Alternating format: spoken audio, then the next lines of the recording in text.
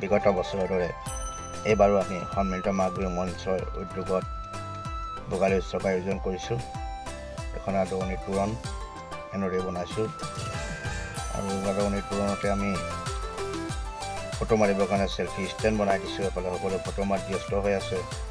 তাৰ বিপৰীতে আমি 7 বছৰত যুৱকসকলে কেনেদৰে কাম কৰি আমাৰ এই 7টা বছৰ আমি পাৰ কৰি তাৰ এটা ফটো গেলেৰী আমি ইয়াত দিছোঁ। আৰু এইফালে আমাৰ মেইন আজি বিহুৰ স্থলী বহুত ইয়াত ৰখি আছে আৰু সকলো যুৱক বৃন্দ আমালৈ আহি তেওঁলোকে নিজৰ নিজৰ কামত ব্যস্ত হৈ আছে। আৰু এইফালে আমাৰ লাহেকৈ ধোঁৱা ওলাবলৈ আৰম্ভ হৈ গৈছে।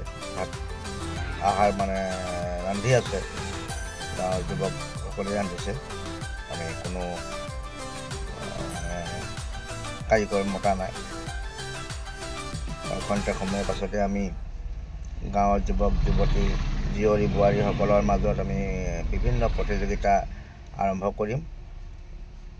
আৰু এফালে কিছুমানে ফটো মাৰাত ব্যস্ত হৈ আছে। এনেদৰে আমি সপ্তমবাৰ্ষিক ভোগালী উৎসৱ আমি উদযাপন কৰিছোঁ। ৰাজেশ গোহাঁই মিউজিক চেয়াৰ আৰম্ভ হৈ গ'ল, প্ৰতিযোগিতা চলি আছে। আহক আমি ভিডিঅ'টো উপভোগ কৰোঁ।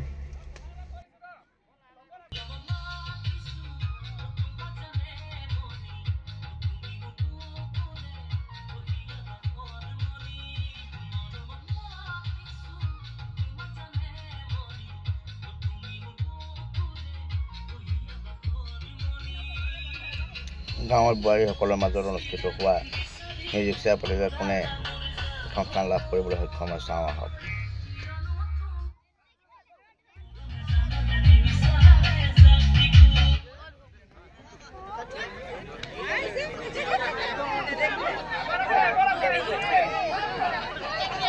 এতিয়াও তোমালৈ আসন আছে।